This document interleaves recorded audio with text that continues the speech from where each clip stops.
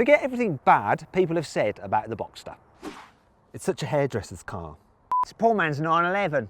Its engine now only has 4 cylinders and a Porsche is supposed to have 6.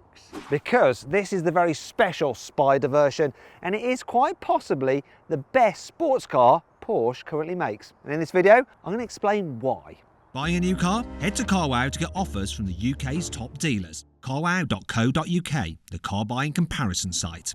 The normal Porsche Boxster and Boxster S have 4-cylinder turbocharged engines which are powerful but a little bit bland and not very Porsche-like really. This though has a new 4-litre naturally aspirated flat 6. Now it's the same engine that you get in the new GTS, only in this it's tuned to 420 horsepower and 420 newton meters of torque, and that torque peaks at 5,000 RPM, which means you have to rev this engine. In fact, it redlines at 8,000 RPM. Top speed is 187 miles an hour, whether the roof is up or down.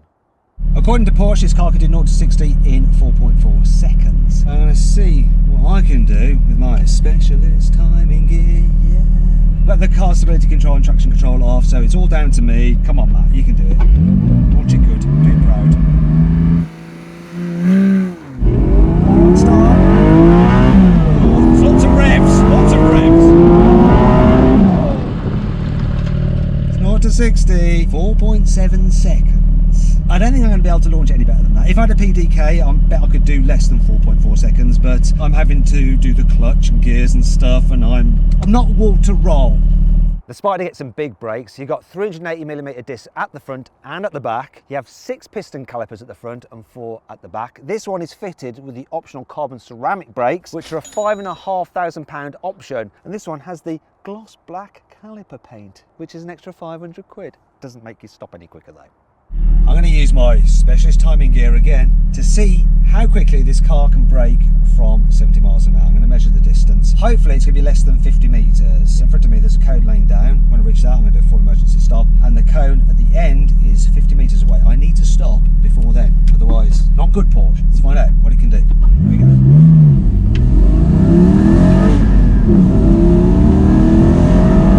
There's the 70. Here's the cone. Come on, stop before that one. Before the other car. This took 46.3 metres to brake, which is actually pretty good, and it's a little bit better than this car. If you click on the pop-out banner you can see which car I'm referring to. This is a 3rd generation Boxster Spyder, but it is the very first one to be built by Porsche Motorsport. So they're the team that build the GT cars, and this car actually has subframes to its suspension from the GT3. In fact, underneath the skin this is exactly the same as the Cayman GT4, just without a roof. This car has variable ratio steering. It's not too responsive when you turn the wheel a bit, so it doesn't feel too edgy and jerky when driving along in a straight line. But the more you turn the wheel, the more responsive it does get, so it gives you that proper sporty feeling. Yeah, don't worry, dry steering's like dry humping. It's not that bad for you. You get active gearbox mounts as standard, which help hold the gearbox nice and tight when you're accelerating hard for precise changes. If you want to, you can adjust the car's toe and camber angles for the wheels, obviously, and the stiffness of the anti-roll bars, so you can set it up just perfectly for when you want to go on track. Speaking of going on track, it's got the right tyres for it as well. You've got Michelin Pilot Sport Cup 2 tyres as standard. The Spyder has a rated suspension over the normal Boxster, and it gets adaptive dampers as standard. You've also got a 2-stage traction control system, one with the stability off, then one with the stability and traction off if you want to do some skids. There's also an auto blip function for the gearbox, so it'll rev match as you shift down, and you've even got the all-important exhaust button to make it louder or quieter. The Spyder has Porsche torque vectoring, which is essentially a limited slip differential, which can send power to the rear wheel with the most grip. Okay, let's see what all these chassis upgrades do to this car. Got the auto blip off. Myself, thank you. You can feel exactly how much grip you've got. It's lovely. Oh, carefully. You really can see that your pants stuff.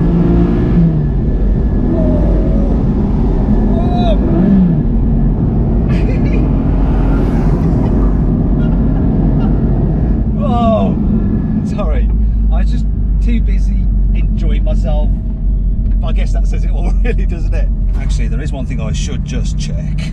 Let's turn the stability control off. See if it'll let me behave like a deet.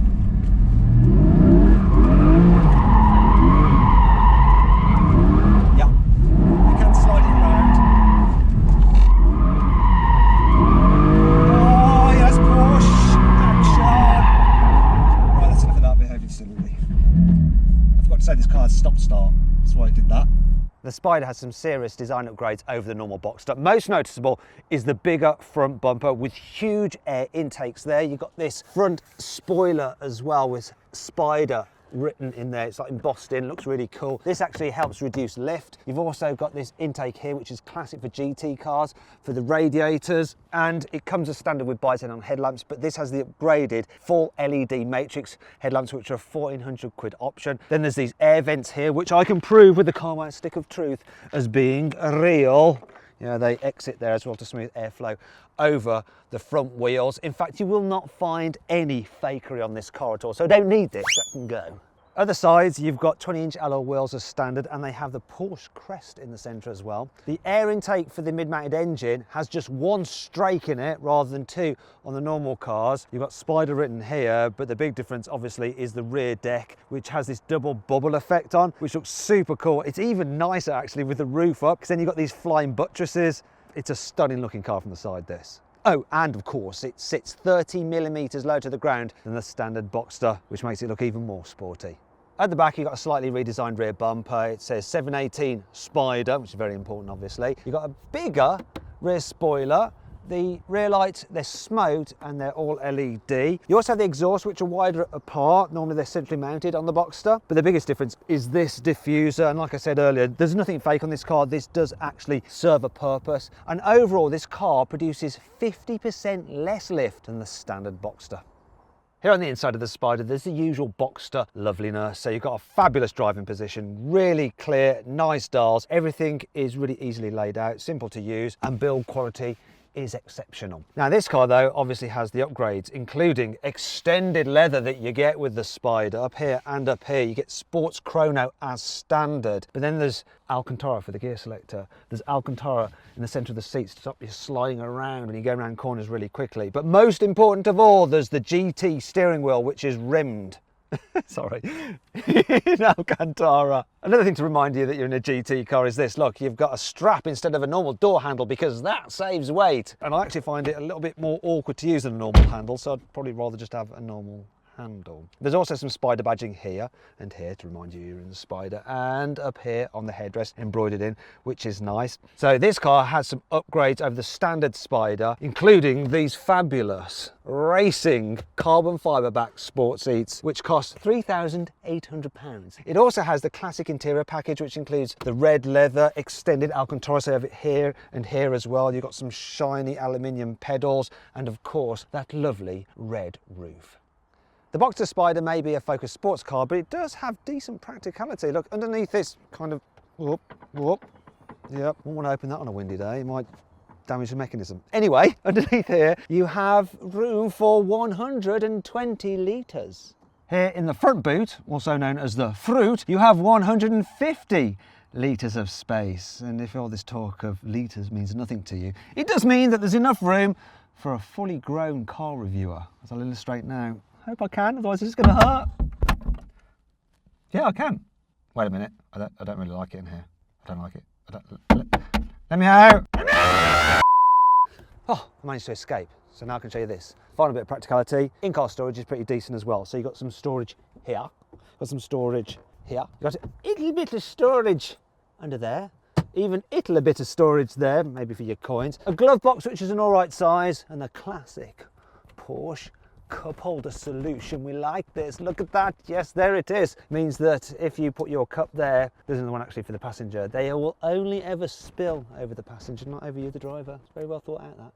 Now then, it's time for the carwow 5 annoying things about this car. Being a flat 6 naturally aspirated engine, it definitely sounds better than the flat 4 turbos you get in the normal Boxsters. Have a listen to this.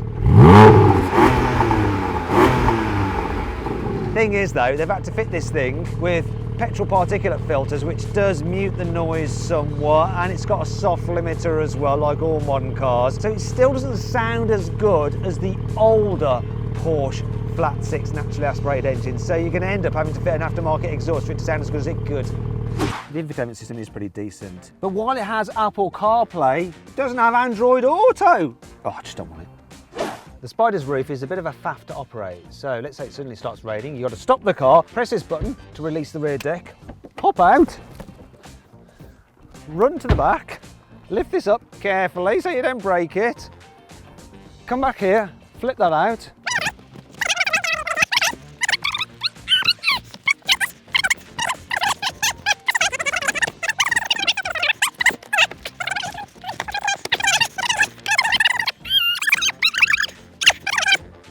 Stop raining.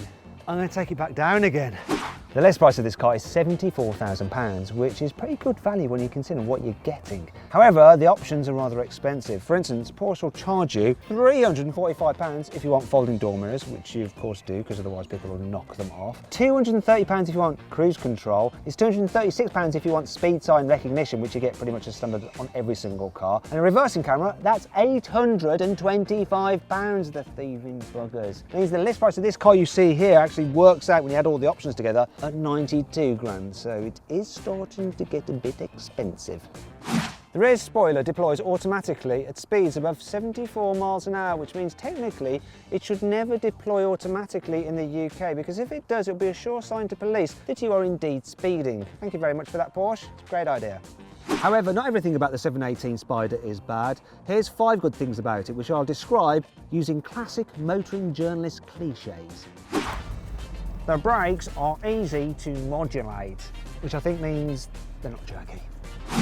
Oh, that's like a bolt-action rifle. How many journalists will have actually used a bolt-action rifle? Well, unless they're American. I think what they mean is it's short and snappy, a bit like this segment. The steering is telepathic. Actually, it's not. My hands are definitely controlling it. That's just like an automotive Ouija board. It's not supernatural in any way, shape or form. But the steering is, of course, very, very responsive. All the controls fall easily to hand. No, they don't. They're just easy to reach. If things are falling, that would be a bad thing and a warranty claim. The driving experience is accomplished and refined. What does that even mean? I've absolutely no idea. It probably does relate to this car, but I'm clueless. Maybe if you read Autocar, you can let me know in the comments below. Now you might think that a car built by Porsche Motorsport is going to be hard to live with every day, but actually I've got the suspension in the softer setting, I've got the exhaust noise toned down. I can hear quite a bit of tyre noise though, and it's a bit noisier in here than a normal Boxster. The suspension's a bit firmer as well, but actually over bumps. For such a sporty car, it does a good job. And these tyres as well, even though they're sort of like track day ready, when they're cold they seem to grip well enough. They're not super scary. I thought I'd be like skidding off the road if I put my foot down, and that's one thing about this. You put your foot down, it does pick up nicely straight away, so it's responsive, which makes it easier to drive. One thing that is a bit annoying though is the view out the rear window. It's tiny, pointless. Another thing that's interesting about this car is the long gearing. So, well, I'm going to put it into second gear and show you how fast we go in second gear. There we go, that's the limiter. 85 miles an hour on the limiter in second gear. So it's quite tall gearing, and I don't think that when you're just pootling around in gear, this has quite the same low down punch as the Boxster S with its turbocharged engine. That's the only thing. You do need to rev this engine a bit more. Now this engine is actually quite unique in the way that it's the first ever Porsche engine to have cylinder deactivation. So when you're just pootling along 6th gear, it will actually only run on half of its bank, so 3 cylinders at once, and after 20 seconds it runs on the opposite bank and it switches backwards and forwards, so that you're not just running on one bank and destroying that side's catalytic converter. Now all that's designed to improve the economy. This thing is supposed to average 25 miles per gallon, though this one's only doing 21. Not terrible really for a car like this with its performance, but not brilliant either. Not sure how far I could go in these seats though. Go on the racetrack, but after a while I think they're a little bit on the firm side.